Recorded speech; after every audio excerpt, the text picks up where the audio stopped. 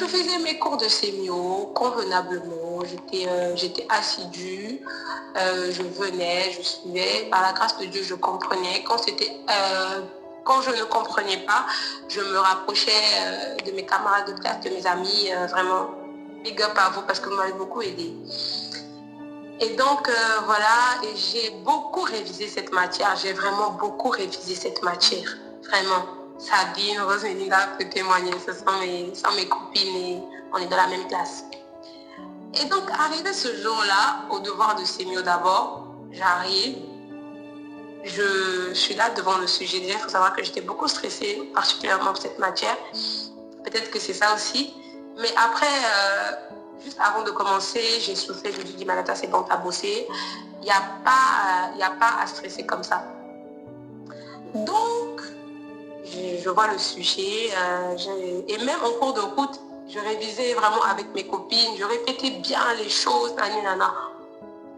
Et il faut savoir, je vous dis, ce qui est arrivé sur le sujet, c'est carrément ce que j'étais en train de répéter avec ma copine Sabine, en route, en venant à l'école et tout. Mais normalement, c'est bien. Mais je n'avais plus rien dans ma tête. Je n'avais vraiment plus rien dans ma tête. Bien gris. Je me dis, attends, mais c'est fou. Je me dis, donc peut-être que parce que je suis stressée, genre attends, je vais me calmer. Je vais souffler.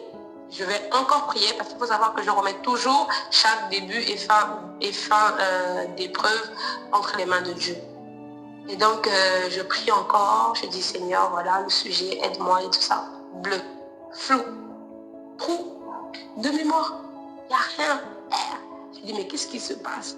Et là, je me bats à réfléchir. Tant mieux que mal, je finis l'épreuve, mais l'épreuve s'est mal passée. Je me rappelais quasiment plus de rien. J'ai commencé je me rappelais vraiment plus des phrases même du cours.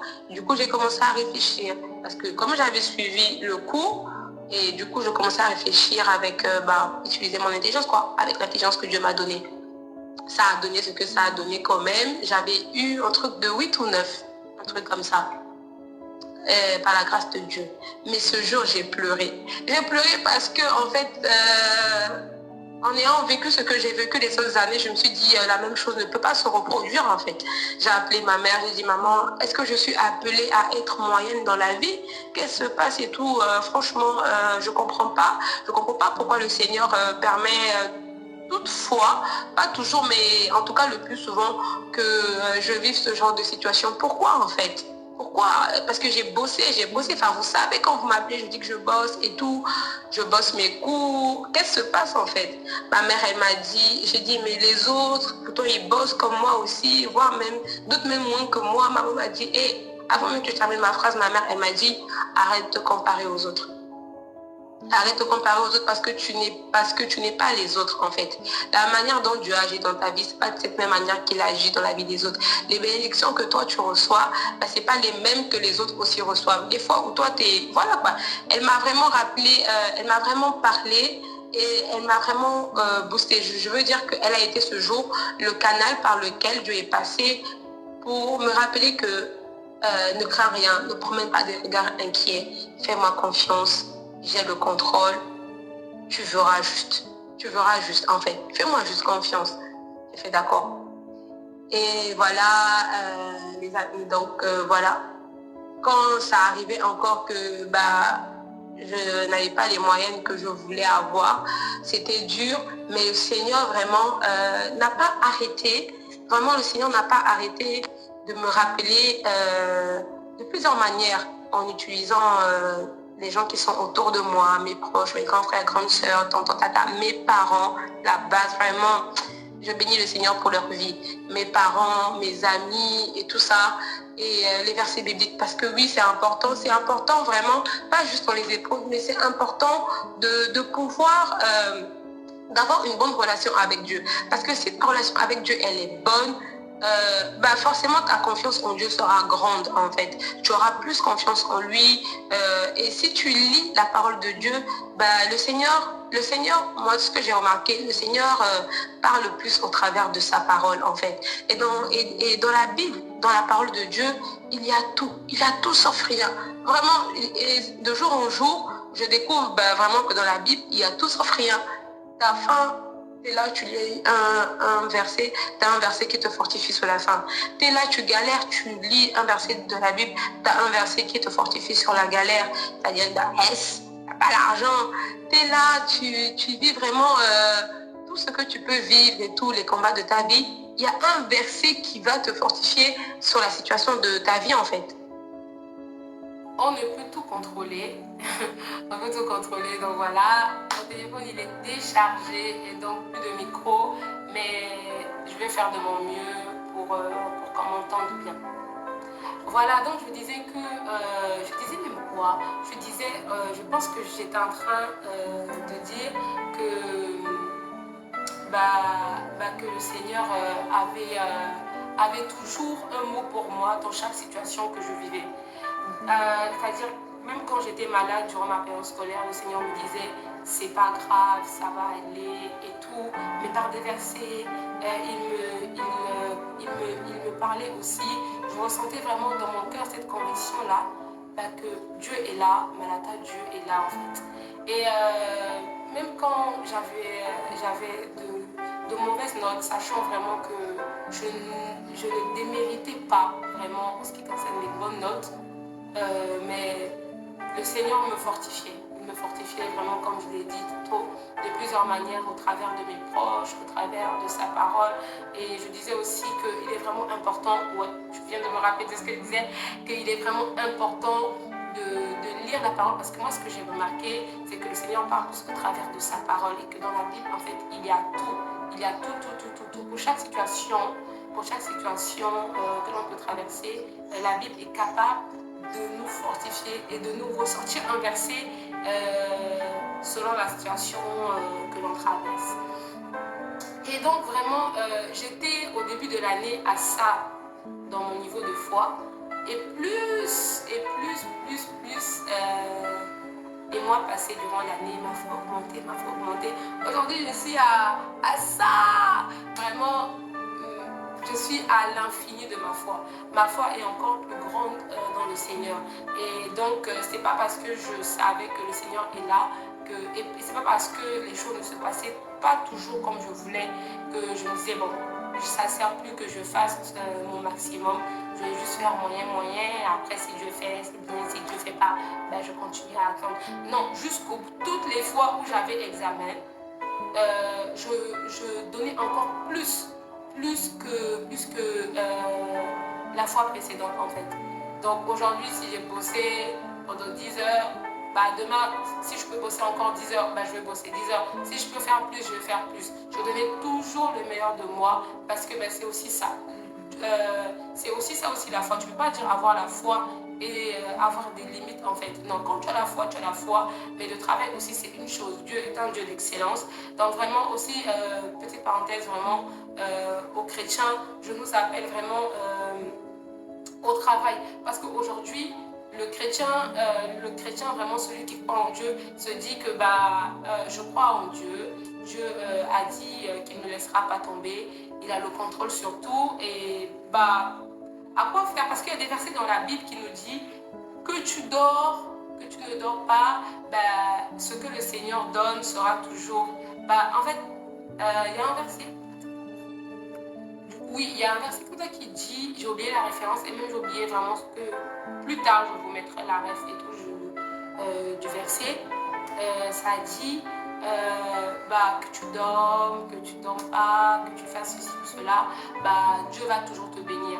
Mais c'est pas parce que Dieu va toujours nous bénir, c'est pas parce que Dieu est toujours amour et miséricordieux qu'il faut croire qu'on ne doit pas faire des efforts. Aujourd'hui dans le monde, on se plaint.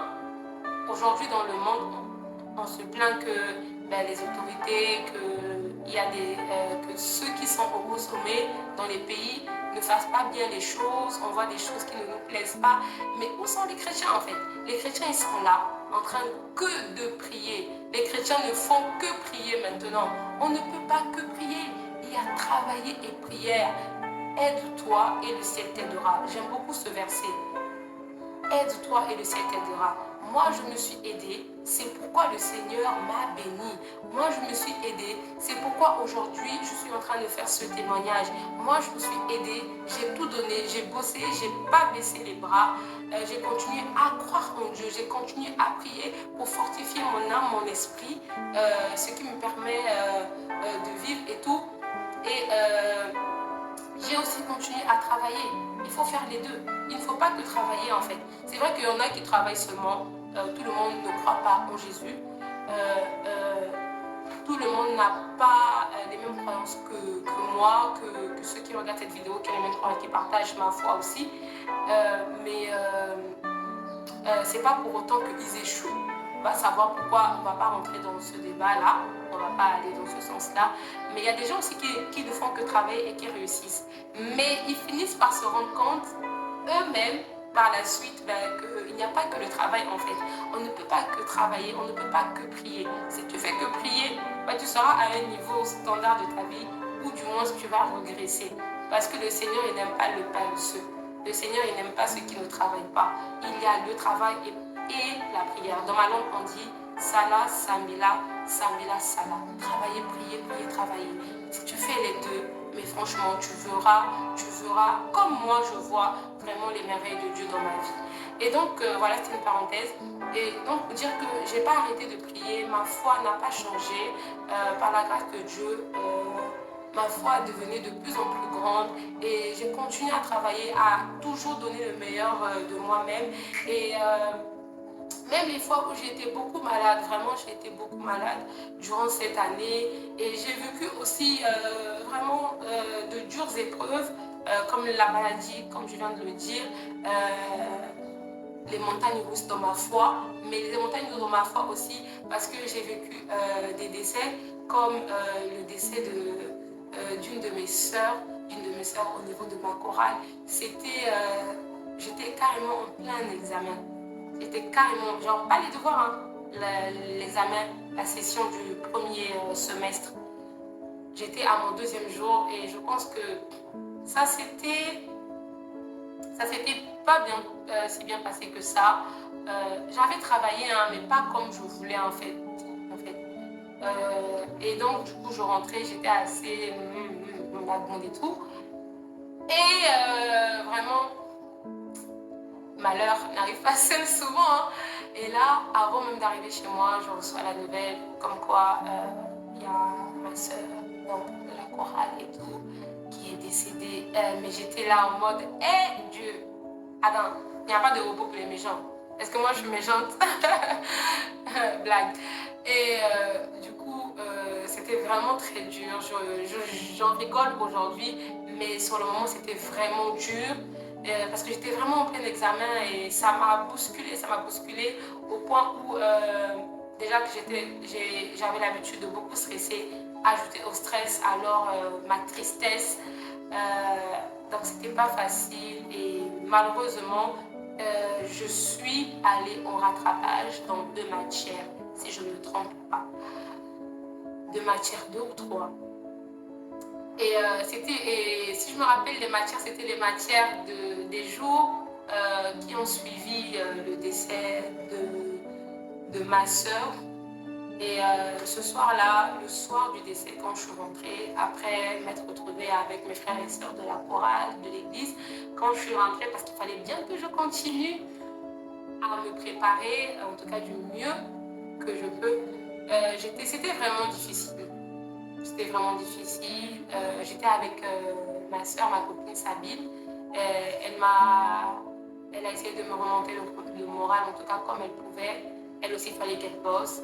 Et j'étais dans la chambre. Vraiment, ce jour-là, j'ai quasiment pas bossé. Hein. Mais après, j'ai eu la force. J'ai commencé à faire au moins quelques exercices. J'ai lu, mais ça ne donnait pas. Je lisais en vain, en fait. J'ai fait quelques exercices. Au moins, j'ai fait vraiment beaucoup d'exercices. Au moins, là-bas, je m'en sortais. Et je me dis, au moins, si par la grâce de Dieu ou par tout hasard, si ces exercices-là reviennent, au moins je m'en sortirai. Et donc voilà,